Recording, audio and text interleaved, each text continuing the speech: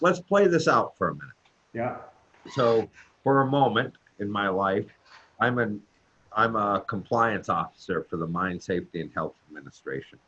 And I stop by your mine site and I pull in, and here's where this all goes to hell. I pull in and I say, I'm here to do an inspection today, and let's start a walk around. And that key piece is let's start a walk around, because the minute I start a walk around, I can identify half a dozen things that jump out at me, whatnot. Fire extinguishers, guards missing over here on something, somebody not doing a pre-op or operating a piece of equipment, versus a well-trained mine operator will, to not fall into the trend piece, a well-trained mine operator will say, yeah, great, I'm glad you're here to do an inspection, but why don't we step into my office and let me show you my safety plan, my training documents, and these other support pieces before I let you out in the field. Mm-hmm. And I think that's important when we look at trends, because the trend is they don't really want to look at paper. And if you don't show them the paper, you got nothing to support what's going on out there in the field. Mm-hmm. And so consequently, if I'm advising people and the people I work with, I tend to tell them, first thing I want them in an office to go through our paper. Now, I'm exposing a lot, and I understand I'm exposing a lot at that point, but it is very difficult. If you got paper in front of you, it's very difficult to write a ticket. Mm-hmm. Because you got support documentation. If it's not in writing, it doesn't exist, right? And we can sit and talk about that all day long, but mm-hmm. but you got to have something in writing to back this up. So any mining operation out there better have a written HAZCOM program, better have or be part of a group that does, whether it's Part 46 or Part 48 training, better have that stuff, better have their 5023 on hand, better have their task list with the training on hand, and better eliminate those open gaps. Mm-hmm. If you eliminate those open gaps, even your electrical one, so your electrical one's been, and I don't understand why we keep getting the same ticket. Because even let me jump in, because you got a bunch of things that are going on. 5 citations last year were around electrical out of the top 20. And the reason why we're getting those, in my mind, is they're relatively easy to find. They're knockouts missing, or they're unlabeled panel boxes, something along those lines. But let's back up to the paperwork. I agree. If we have a good quality paperwork trail that we're able to put in front of the enforcement officer when he's there in your office, it starts off that, and maybe you're even going between a little bit. How can you help avoid citations, if you want to call it that, as well as what is MSHA looking for in 2020? There was a crossover. If you're throwing the information out in front of the other man or woman that shows up at your office for MSHA, you immediately validate the types of things that you're working on. You can start talking about some gaps in the operation. You can start talking about what you're doing to support the operation. And then you go in the field and you look at things with the enforcement officer. They at least have a good, clear picture as to where you're coming from versus just jumping right into the inspection. I think that's a great method, but I think you're just combining two things. One, how do you make for a good inspection and a good relationship with that inspector, and how are you looking towards the trends that they're going to be looking for? And they want to know exactly what you're telling them. Right, but I'm not combining anything. What I'm actually saying is that if you have some organizational structure sitting in front of you, that organizational structure is looked upon fondly. Now, if you just said something, 5 out of the top 20 are electrical, right? Mm-hmm. Shame on us for that. Because there's no reason why, if I told you you're a hunter, you hunt. And if I told you not to go down the south path because there is a bear trap in the middle of the path, mm-hmm. and you went down the south path and got hit by the bear trap, whose fault is that? Mine. Correct. I'm telling you, 5 out of the top 20 have been and will be next year electrical. Mm-hmm. So if you got boxes with knockouts missing, if you don't do continuity testing, if you got an extension cord sitting there that's not right, if you've got lights that aren't guarded in your maintenance operation, then that's not my fault anymore. Right. Because you and I both know anybody can tell you what the top 20 are. Right. Right. Right? You're touching on accountability, right? Well, we should know better than that. And I agree with you, which is part of the reason why another trend will be they're going to be looking at the quality of our workplace examinations and who's doing the workplace examinations and are they qualified to do them.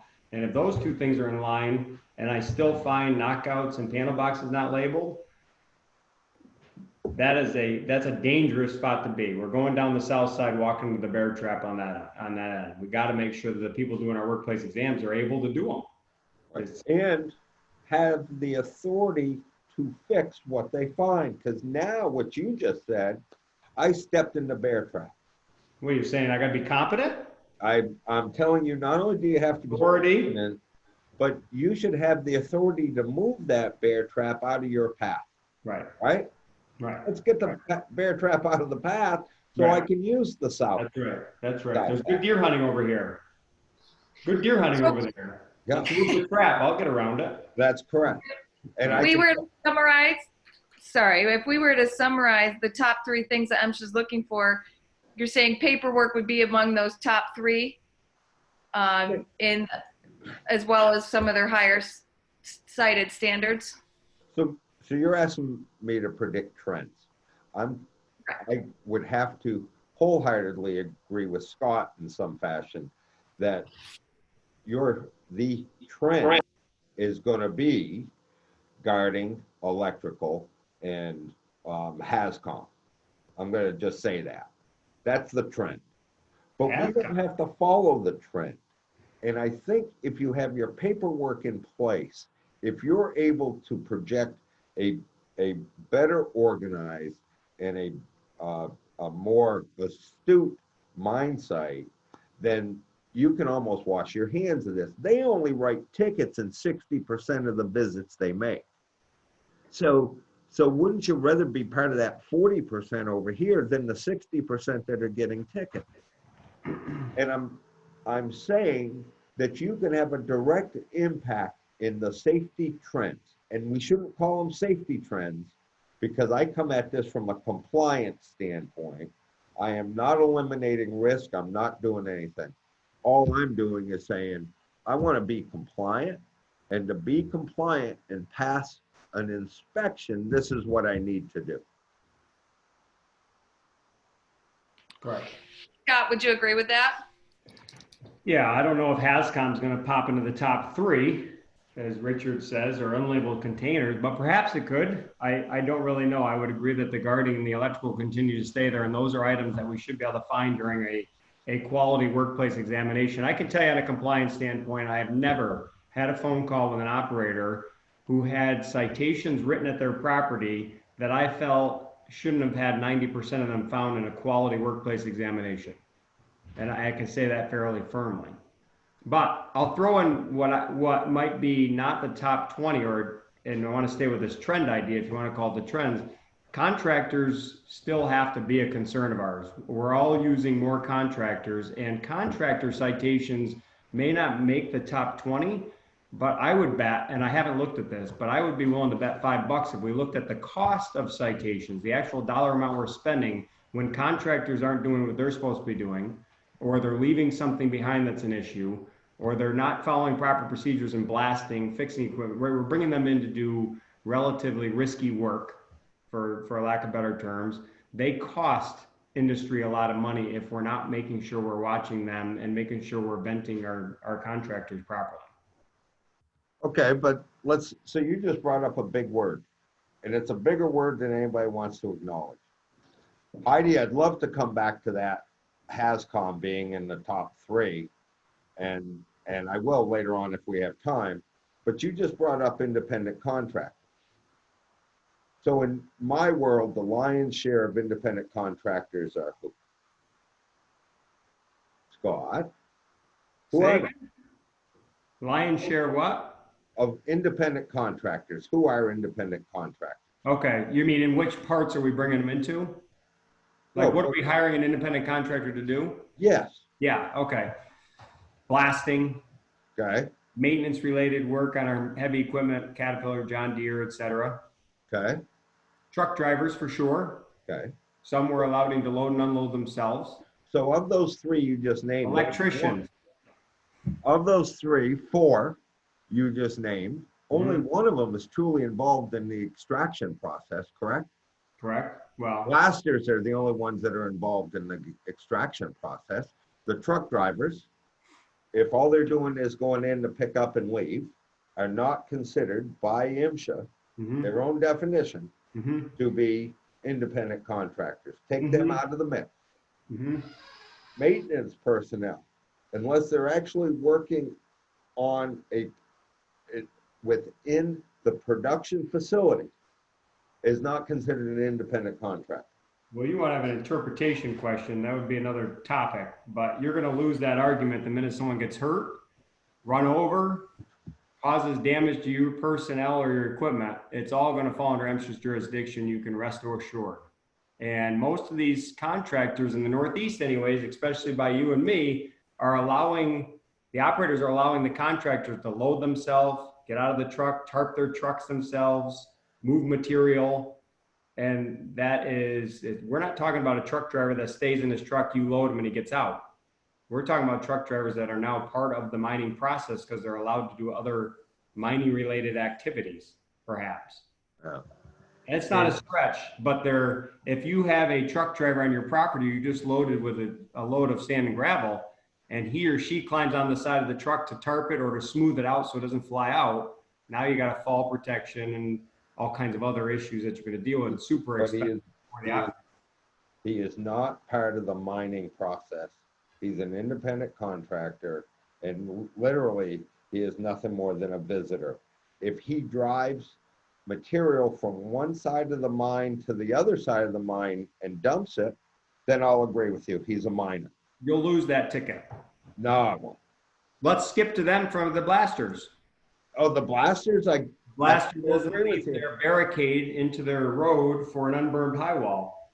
The mine operator is absolutely going to have a citation attached to that, which brings me back to let's do as good of a job as we can on working with our contractors, making sure they have the proper site-specific hazard awareness training and MSHA training required, and hold them accountable so that they can do their job safely and without citation. It's good for both of us, the contractor and the operator. But I guess the point that I was making, Richard, is we want to be careful we don't hire Richard Wabi to come and do electrical work and just assume you're an expert and don't even follow up on what you did. Did you do the continuity test? Did you label everything? Sign off on it before I pay and move on. Make sure we have a good working relationship. We're communicating throughout the process is all. So basically you're saying the same thing. We're coming back to the, we're coming right back to the paperwork piece, supporting with paper. Paperwork, Now, yeah. I'm gonna call you out for a minute. Paperwork can only mean so much. If you're not talking about it, all you're doing is signing off on it. You can't just turn around and say, well, Richard signed off that he knows what he's doing. Did you check on him? No, he signed off. That's not good enough. Richard signed off on the relationship, right? So is contractors one of the new regulations or interpretations that MSHA is saying that you need to start looking out for then? You know, contractors, independent contractors themselves have always been in this gray area. And as you can see between Scott and myself, they've always been in this gray area. And as long as a contractor or a truck driver or a maintenance person is not exposed to the hazards of a mine, and I'm very specific about that. If a maintenance guy, electrical guy, whatnot, cordons off an area and clearly identifies a safe workspace, then I have to humbly disagree with Mr. McKenna and what he's saying about them falling under the mine purview. And if you even look at going back to your top 20, it's not the independent. I mean, the independent contractors are just a small little minuscule piece when it comes to trends. The trends truly are, is, as you say, the guarding. How do you eliminate the guarding problems? because they make them up every year, by the way. Let's not ask more questions. We already got enough on the table. What's the best way to avoid fines then? Just being aware of the top 20? Yeah, but I've asked a very specific question. How, if you want to avoid fines, you got to know what the top 20 are, right? Mm-hmm. Because we shouldn't be stepping back into that bear trap. When you look at the top 20, you just said it, 3 out of the top 20 or 5 out of the top 20 are electrical. Another 5 or 6 out of that top 20 are guarding. And then you got another 5 that are mobile equipment violations. Correct. Would you agree with that? So 15 out of the top 20, if you just brought your house in order and took care of those 3 pieces, if your exposure would go away. It's 85+% of the citations written on a national basis are in that top 20. That's a big number. It might even be higher. But yes, to answer Heidi's question, that would be a piece that I would absolutely look at is use the top 20 as my resource to minimize exposure for citations. It doesn't mean we're a safer operation. It's just a question of minimizing the citations. But I have to pull back to the contractors just for a minute because I'm concerned that it is a trend. I see companies wanting and looking to hire more contractors to take care of the things that they aren't qualified to do. And I want to encourage that. I just want to be cautious that we aren't just washing our hands with it, that we're working with them just like we would our own employees to make sure they're minimizing exposure and risk. Work together as a team. Just because we're paying them as a contractor doesn't mean we can wash our hands with it. Will it ever hit the top 20? I don't know how you'd measure that. There isn't a citation that says you didn't work well with your contractors. The citation is electrical, guarding, things that the contractors are possibly doing or not doing correctly and leaving behind potentially in their citations on the company. We may not be able to measure it, but there's risk and exposure in those contractors that we just have to be cautious with is all I'm saying. Okay. So you hire contractors? As a consulting firm, do we hire? No. You just, in my mind, you just now own a mine site. Yes. Okay. I'm the mine operation. Okay. Yep. You hire contractors. Yes. Do you ask them for a 5023? Yes. Do you? Do you ask them for their task training for operating their piece of equipment? We do. Okay. We ask them for a written Part 46 training plan in accordance to Part 46, MSHA's 46 plan. Okay. So you get those 2 pieces of paper in front of you. Do you ask them for a HAZCOM program? If they have chemicals that they're bringing on the property, of course. What miner today is not bringing chemicals into a mine site? The contract truck driver. He's got WD-40 in the back of his truck. I'll guarantee it. Good thing he doesn't follow the MSHA standard. Now you're jumping over my side. Whatever is necessary for them to do their job. And let me back up. I'm less concerned about that, honestly, because I think that's the next thing you're going to say. Who gives a crap about their 5023? Maybe. What I'm more concerned about is let's have a powwow. Let's just get together. What are you doing? Here's our environment. Here's where the bathroom is and the first aid kits. We want you to be comfortable. We appreciate you here. Let me know if you need anything. That's more important than if they've got the programs and policies, in my mind, in place in the overall scheme of open lines of communication with the contractors and avoiding citations and managing the risk. That's what I really would like to see done. And if we're talking about trends, I believe in the MSHA world, they're going to be continuing to look at how are you doing that? How can you tell me that they have what they need to do what they are supposed to do for you? And so you're coming, but you got to take it beyond the paperwork. so you're coming right back to my starting point of paper. Yeah, I don't disagree with it, but you just have to add to it is all. I But got the paper, I work with them. If you're now MSHA and you come to my operation and we're having a conversation about my contractors, if I don't know who's on my site as a contractor and the people are doing the work, literally by name, you should be alarmed that I don't know that Jim is working on a piece of equipment in my maintenance shop. He's here routinely. I like the same guy from Caterpillar coming because of this. You should be alarmed as an inspector. Just as alarmed if you show up and get in my pickup truck and it's a pigsty. and it's a housekeeping mess, that is a trigger in your brain. So what do you mean by your pickup? I've been in your pickup truck and it's a mess. It is It's not. a mess. No, you are Right. making this up. But you just said that's a trigger. What do you mean by that? Well, if you can't take care of your own pickup truck, how much are you taking care of your operation? Mr. Inspector is going to recognize that housekeeping might be a lack at this operation, right? It's just an example. It's the paperwork starts, the communication piece. What are you doing to manage your site, Mr. Mine Operator, Mr. Supervisor? You want to know that as an inspector.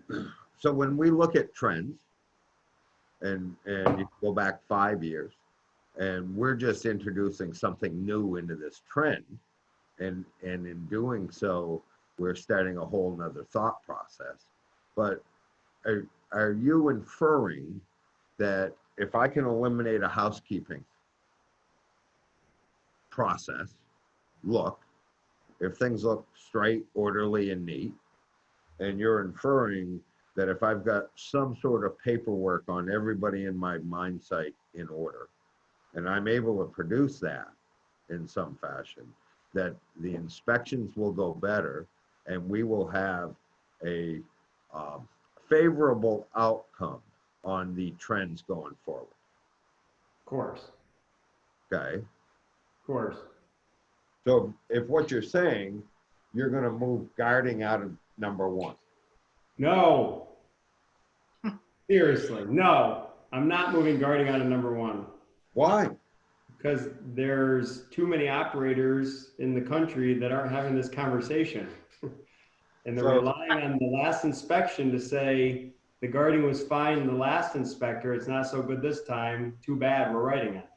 The electrical was fine last time. It's not so good this time. We're writing it. So the trend of citation still stays the same. Guarding, electrical.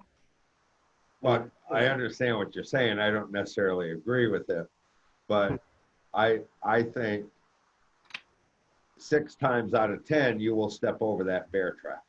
Yeah. Okay. 7th or 8th time you'll finally hit it and set it off and get caught. It helps. Right. You know, you two could go on all day about this. We're starting to run a little short on time, and I want to make sure we've got enough time for questions to do a quick little wrap up here for everyone as well. Okay. Didn't mean to cut either of you off. I'm sorry. Well, We do have a couple questions that came through.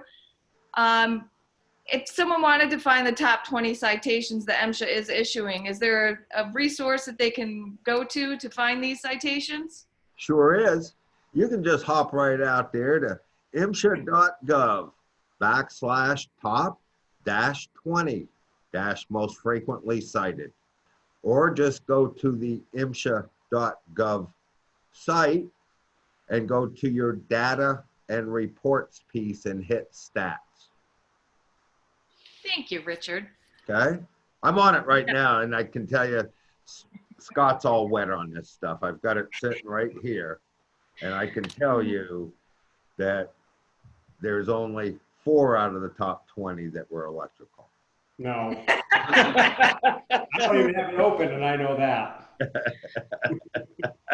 Are there also any resources that you can find the paperwork that you're supposed to use for everything that you guys have been talking about? Or is that more of a It's funny. It's funny you should bring that up because, and remembering I come from a different side of this. One is if you don't already have a consultant, you should always look at a consultant to review that with which you're doing. That's number one. Consultants will lead you down a very good road in most cases. If they aren't leading you down the right road, you got the wrong consultant. That's number one. Number two is the Michigan Tech has a very good resource. The MSHA.gov site has a very good, if you do a web search for small mine program, they have a very good resource to help you put this paperwork together. And then the Alaska Department of Labor has a very good small mine operational guide that includes some of this task training that that we haven't really hit on, and two, some of the paperwork requirements that are necessary. Thank you. Any final words from you, Scott? I find it useful to also utilize the resource of Cornet's Corner.